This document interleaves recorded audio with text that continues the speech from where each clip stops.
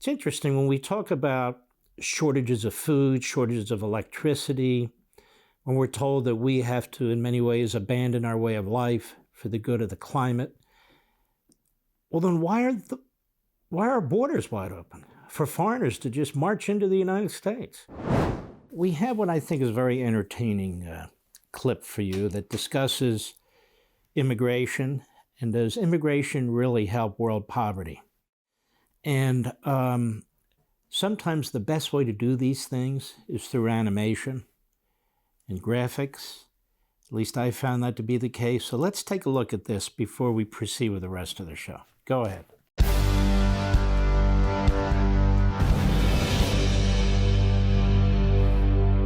Some people say that mass immigration into the United States can help reduce world poverty. Is that true? Well, no, it's not. And let me show you why. This gumball represents the 1 million legal immigrants that the United States has taken every year on average since 1990. Now, who in the world deserves our humanitarian compassion? The World Bank has one measure of the desperately poor of the world. They make less than $2 a day. And how many people make less than $2 a day in the world? Well, let's start with Africa. In Africa alone, there are 650 million people who make less than $2 a day. 650 million. And in India, another 890 million people, desperately poor. China adds another 480 million people, making less than $2 a day. And unfortunately, the rest of Asia has a heartbreaking 810 million people who the World Bank says make less than $2 a day. And finally, there's 105 million of Latin America's population that are desperately poor. All told, the World Bank says there are 3 billion people in the world, 3 billion people who are desperately poor, making less than $2 a day. That's 3,000 gumballs. Stop. And every year... You can already tell where he's going with this. 3 billion versus 1 million coming into the United States every year. How does that really affect world poverty? I'm going to let him do it.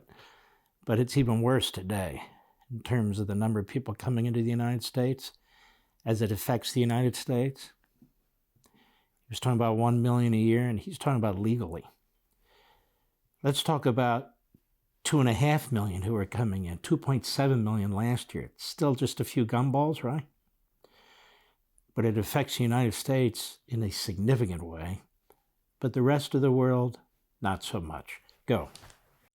We take 1 million and suggest that we've somehow made a humanitarian difference.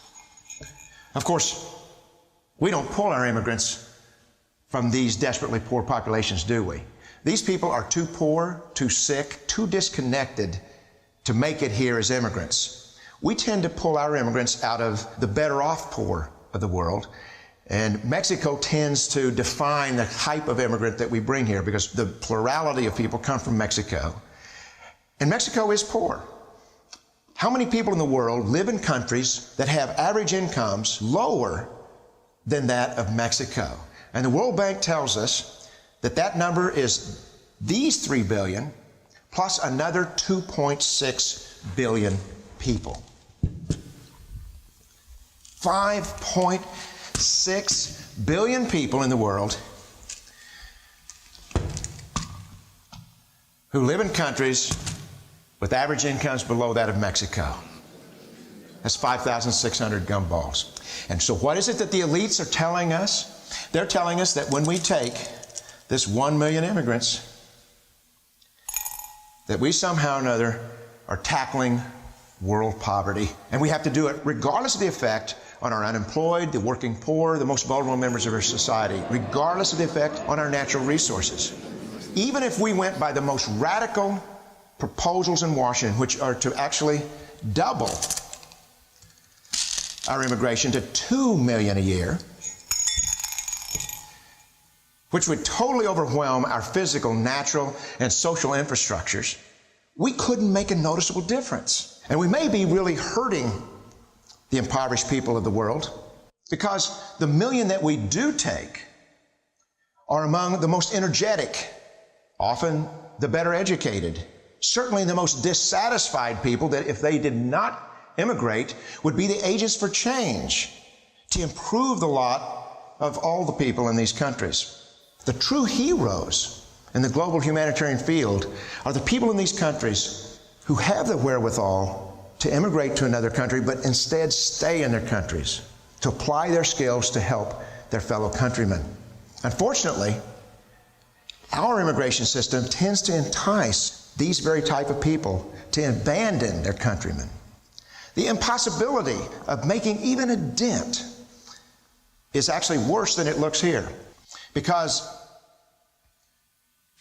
last year, when we took 1 million immigrants, these countries added, births over deaths, 80 million more people into the impoverished populations.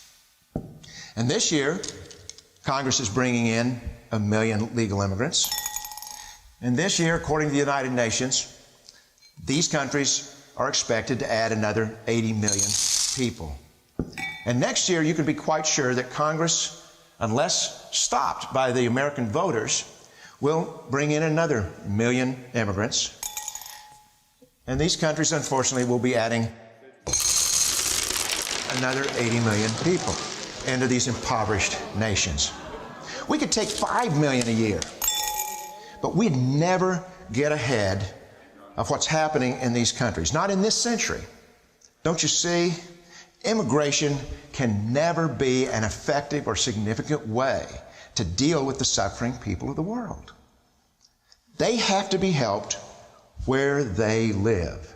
99.9% of them will never be able to immigrate to a rich country. There's no hope for that. They have to bloom where they're planted. The only place that 99.9% of these people can be helped is where they live. Let's help them there. Brilliant. Absolutely brilliant. Taking those statistics, and you can see how the audience supported, most of them anyway, his view. Just a brilliant way to demonstrate that. And it's true. Meanwhile, we're overwhelmed.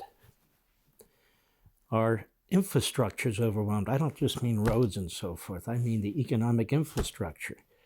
Our hospitals are overwhelmed. Our schools are overwhelmed.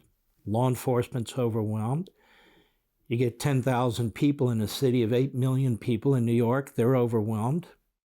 Or you get 10,000 people in a city of 2.5 to 3 million, Chicago, they're overwhelmed. Of course, our border towns are just being devoured by immigrants, illegal immigrants mostly, and we don't have the resources to deal with this. It's interesting when we talk about shortages of food, shortages of electricity, when we're told that we have to, in many ways, abandon our way of life for the good of the climate, well, then why are our borders wide open for foreigners to just march into the United States? For all this and much more, sign up for Levin TV.